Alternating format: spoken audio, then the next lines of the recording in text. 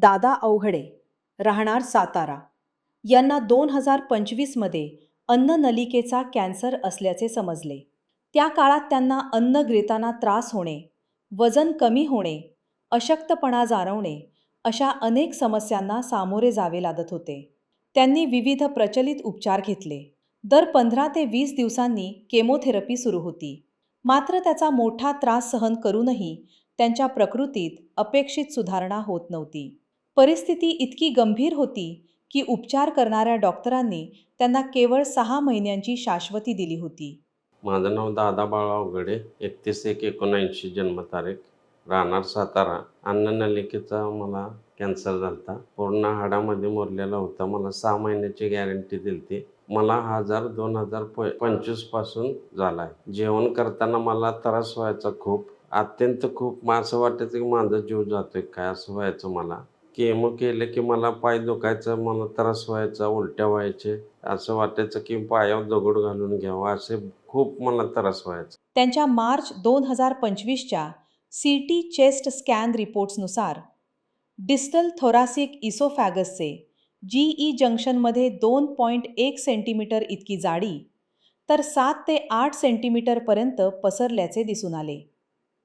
तसेच left gastric lymph नोडमध्ये 1.8 सेंटीमीटरची गाठ दिसून आली. लेफ्ट ॲड्रिनल ग्लँडमध्ये 6 बाय 5 सेंटीमीटरचे लीजन होते. आमची आर्थिक परिस्थिती, माझ्या पगारावर चालवून नव्हता माझं घर, माझं सगळं. तर ह्या आजारामुळं मला खूप स्ट्रगल करायला लागले आर्थिक परिस्थितीमध्ये. केमो चालू होता माझं सेंद्रियमध्ये. दर 15 दिवसाला केमो असायचा माझा. तिथं माझे 45,000 केमोला जायचे. फोरसायकल घेऊन परत ऑपरेशन सांगितलं. ऑपरेशन सांगून मला परत म्हणले रेडिएशन घ्यायला लागेल. त्रास होत होता मला, परंतु माझ्या मुलानं स्ट्रगल केला, धाकट्या मुलानं. मला भ्या वाटत होतं की त्यांनी सांगितलेलं तुम्हाला ऑपरेशन करायला लागेल.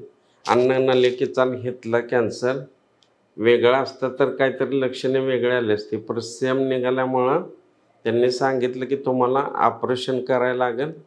ऑपरेशननं नाही बरं झालं की रेडिएशन बी घ्यायला लागेल. परत त्यांनी अशी गॅरंटी दिली की मुळापासून जाणार नाही, परत उद्भवू शकतोय. सक्सेसफुल नाही झाला तर परत उद्भवू शकतोय. मला भीती वाटत होती की मला ऑपरेशन नाही व्हायला पाहिजे, परंतु मी त्या ऑपरेशन होणार आणि रेडिएशनमुळं मुलाला म्हणलं ऑपरेशन मला करायचं नाही.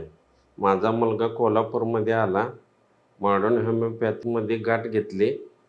त्यानंतर डॉक्टरशी त्याने चर्चा केली, माझा रिपोर्ट वगैरे दाखवला. यानंतर 20 सप्टेंबर 2025 पासून त्यांनी मॉडर्न होमिओपॅथीचे उपचार सुरू केले. अवघ्या 15 दिवसांच्या फॉलोअपमध्येच त्यांना अन्न गिळण्याचा त्रास होता तो कमी होऊ लागला आणि त्यांना सॉफ्ट सॉलिड अन्न खाता येऊ लागले. पुढील उपचारांदरम्यान त्यांचा गिळण्याचा त्रास आणखी कमी होत गेला आणि ते नियमितपणे सॉफ्ट ते हार्ड फूड सहज खाऊ लागले. पण डॉक्टर म्हणले आपण हे औषध त्यांना चालू करूया. 4 महिने औषध चालू केले. परत त्यांनी सी स्कॅन पोटाचं करायला लावले. ते रिपोर्ट चांगला आला. गाठ माझी 6.5 होती तर 4.5 आली या औषधामुळे. नोव्हेंबर महिन्यापासून मला चकचकात जाणवू लागले की हा औषधानं मला फरक पडू लागला आहे. मला अन्ननलिकेचा त्रास काही झाला नाही. मला पोटात दुखायचं बंद झालं, उलटी व्हायचे, मळमळ व्हायची तीही बंद झाले. माझे पायही दुखायचे ते बी थांबले आहे. त्यांच्या फेब्रुवारी 2026च्या सीटी ॲब्डोमेन अँड पेल्विस रिपोर्टमध्ये पेरिगॅस्ट्रिक लिम्फ नोड 1.5 सेंटीमीटर इतका दिसून आला. Left adrenal gland lesion 4.7 by 3.6 सेंटीमीटरपर्यंत कमी झाल्याचे दिसून आले. तसेच डिस्टल थोरासिक इसोफॅगस आणि गॅस्ट्रो इसोफॅगस जंक्शनमधील वॉल थिकनिंग केवळ 1 सेंटीमीटर इतकी राहिल्याचे रिपोर्टमध्ये नमूद करण्यात आले. परत 8 महिने झालं मी आज औषध घेतोय. मला फार अत्यंत बरं वाटतंय. मला कुठलाही त्रास होत नाही, कुठलेही साईड इफेक्ट नाही. या औषधाद्वारे पूर्णपणे मला असं वाटतंय की मी पूर्ण बरा होत चाललोय. जे रेडिएशननं मला त्रास होता, या औषधाद्वारे मला कसलाच त्रास झाला नाही. माझं पाय वगैरे काय दुखलं नाही, काय नाही. मला जेवण वगैरे खूप जातंय, व्यवस्थित जातंय. झोप बी व्यवस्थित लागते. यानंतर जुलै 2026च्या CT ॲब्डॉमेन अँड पेल्विस रिपोर्टमध्ये पेरिगॅस्ट्रिक लिम्फ नोड आता पूर्णपणे निघून गेले आहे. लेफ्ट ॲड्रिनल ग्लँड लिझन आणखी कमी होऊन 4.7 बाय 3.5 सेंटीमीटर झाला आहे.